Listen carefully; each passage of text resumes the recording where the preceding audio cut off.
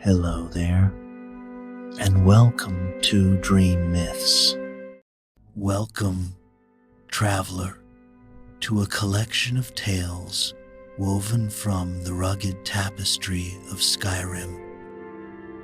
Here, beneath the shadow of the unforgiving peaks, prophecies echo through forgotten ruins. Ancient wars are waged anew, and the timeless legends of heroes and kings shape the very destiny of the North. Tonight, you will hear 3 stories, each a whisper from a land where magic and memory are etched into every stone. As the last word is spoken and the final chapter closes, let the gentle sounds of a quiet hearth and the sigh of the wind through the pines carry you away. This ambient soundscape will continue throughout the night, an uninterrupted lullaby to guide you into a deep and peaceful sleep. Settle in now and let me, Halor, a keeper of these tales whose beard has grown as white as the snows of the throat of the world, transport you to a land where ancient echoes resonate and the wild heart of Skyrim beats on. In the frosty heart of Skyrim, on its windswept northern shore, lies Dawnstar, a city carved from stone and hardship. It's a bastion of resilience, where the rhythmic clang of the blacksmith's hammer and the salty spray of the Sea of Ghosts define a life lived on the edge. Yet a new rhythm, both haunting and ethereal, has begun to ripple through its rugged existence. From the network of sea caves and abandoned mines that scar the coastline, strange music has begun to drift, grieving melodies so profound they seem to weep with the soul of a forgotten age. This isn't just sound, it's a psychic resonance. The townspeople, already a stoic folk, have become undone by it. Those who brave the dark caverns return pale and trembling, speaking of ghostly whispers and mournful refrains from voices long silent. More unnerving still, the music has infiltrated their very minds. As they sleep, they are plagued by vivid dreams, visions of long-dead loved ones, and echoes of a language they cannot comprehend. The caves, once a source of awe and adventure, have become a forbidden place, cloaked in dread. The local theories run wild. Some believe it's the wailing of ancient Nord spirits, forever bound to their ancestral lands. Others whisper of Daedric influence, a malevolent prince toying with mortals. The pragmatists dismiss it all as mere wind whistling through a subterranean labyrinth. But no one can deny the sublime, aching beauty of the music itself. A beauty that suggests not a random phenomenon, but a deliberate, tragic symphony. It was this strange symphony that drew Ilya, a disgraced scholar, to Dawnstar. Cast out from the prestigious College of Winterhold, her reputation was in tatters.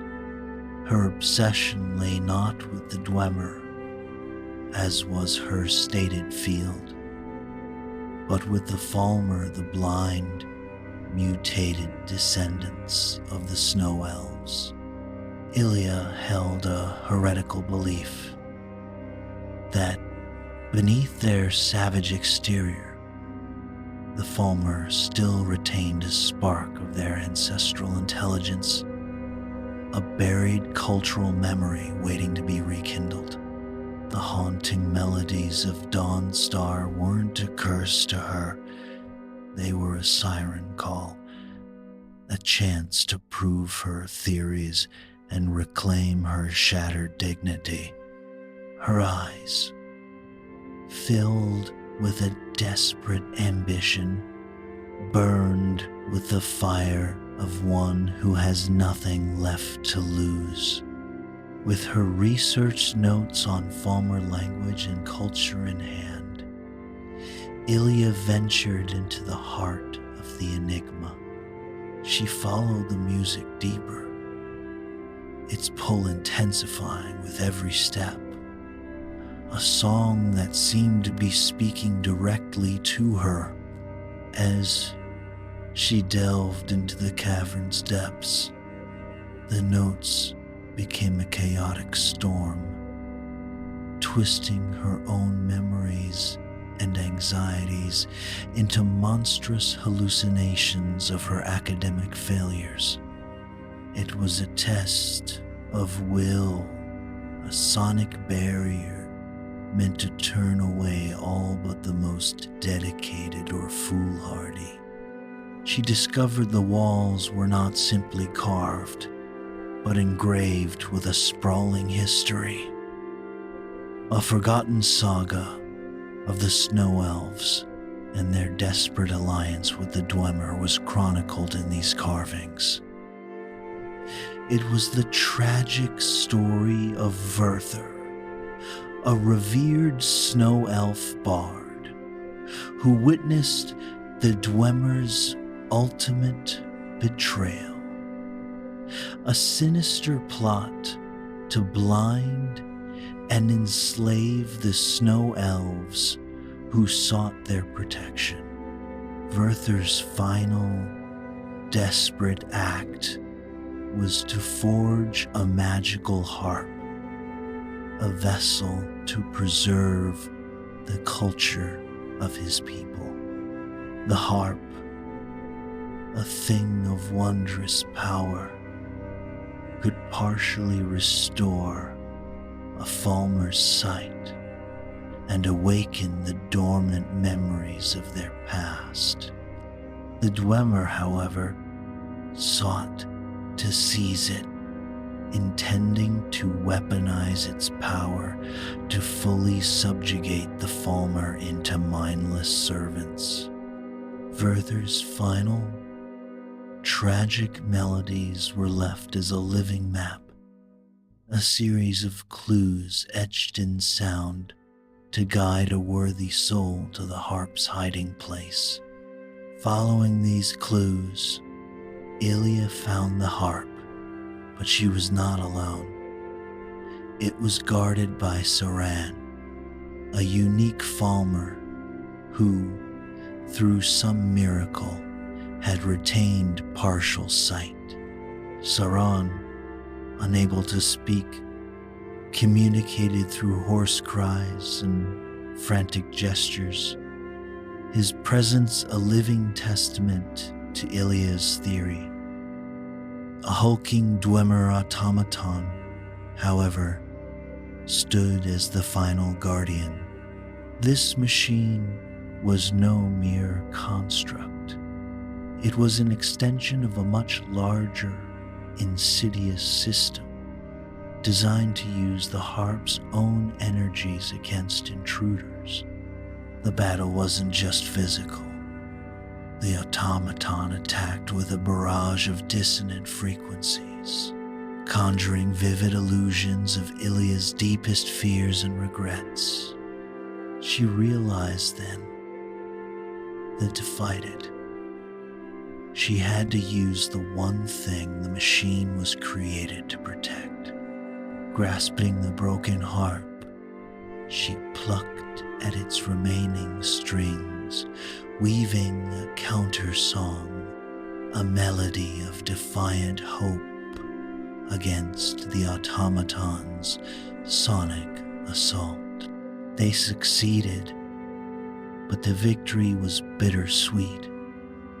The harp's power was fractured, its strings, broken by the automaton's efforts, could now only offer fleeting glimpses of a forgotten world. Every use of the harp came at a cost, a fragment of Ilya's own memory, and a piece of Sauron's limited sight.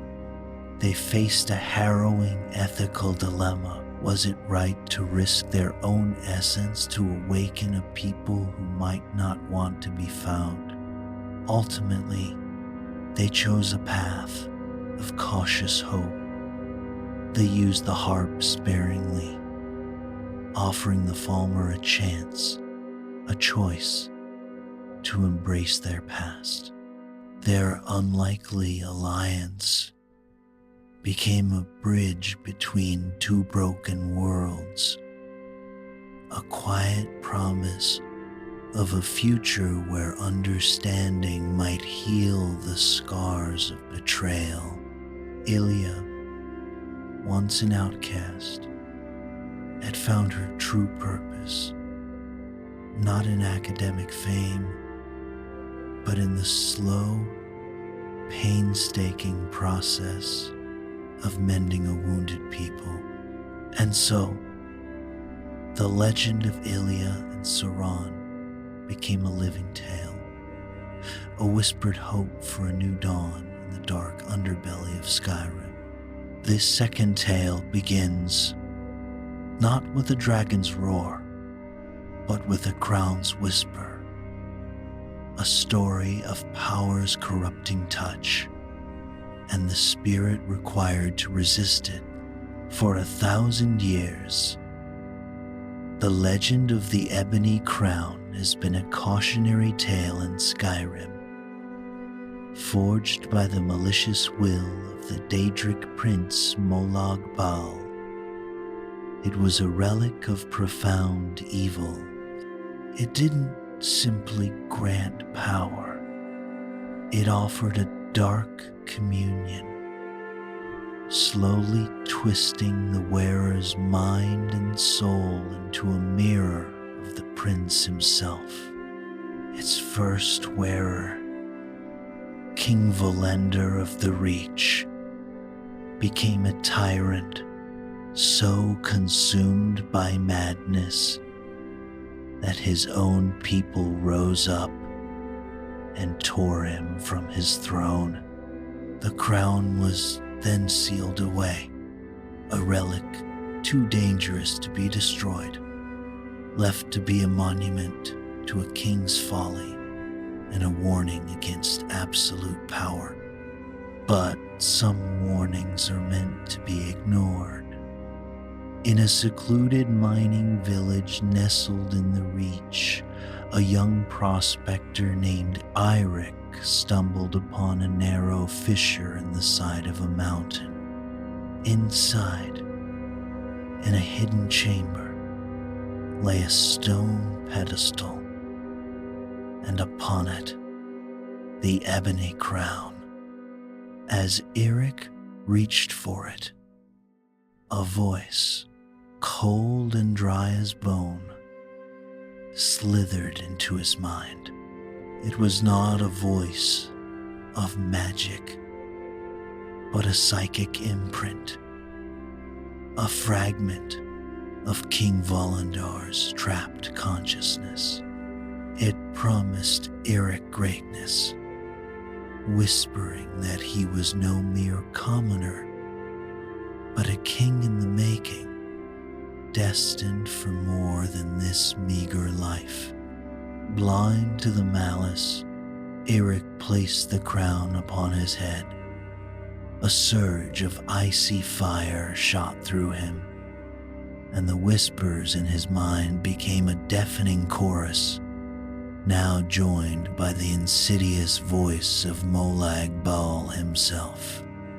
The transformation was not immediate, but a slow decay of his character. Arrogance replaced humility, cruelty supplanted kindness, and eventually, a cold madness replaced his reason. His eyes, once a symbol of youthful warmth, became clouded and distant, reflecting the ambition of a demon, not the spirit of a man. He began to impose his will upon the village, demanding subservience and threatening those who dared to defy him. He publicly humiliated an elder who had once saved his life during an avalanche, a symbolic severing of his ties to the community that had once cherished him. His closest friend, Bjorn, confronted him, but was met with cold dismissal and a command to the guards to have him arrested. A final, horrifying act that demonstrated how far he had fallen, but where some saw a monster, the village healer, Freya, saw a patient in need of saving. Unwilling to abandon the boy she had known her entire life, she delved into the lore of the crown. She discovered an ancient text that confirmed her worst fears. This was no mere artifact, but a living, malevolent entity. With the village's future at stake, Freya set out on a desperate quest for the Greybeards at High Hrothgar. The journey was a brutal ascent, but upon her arrival, the Greybeards did not offer simple advice. They tested her with ancient riddles, explaining that only a pure heart and an unshakable will could ever hope to challenge the crown's evil. They revealed that only a ritual of 3 sacred components could break the curse. A drop of a vampire lord's blood from Morthal, a fragment of the original pedestal, and a sealed, ancient scroll from the depths of the dreaded Labyrinthian. Freya's first task led her to the marshes of Morthal, to the lair of a vampire lord. But her foe was no simple beast. He was an ancient Nord Thane, cursed for 1,000 years, who had lived in isolation, awaiting a worthy soul to find him and grant him the release of true death. He challenged her not to a battle of blades, but a test of her spirit, a fight to prove her determination and bravery. Only after she bested him in honorable combat did he willingly offer his blood, and with a final, peaceful sigh, crumble into dust. With the first component in hand, Freya's grim journey had only just begun.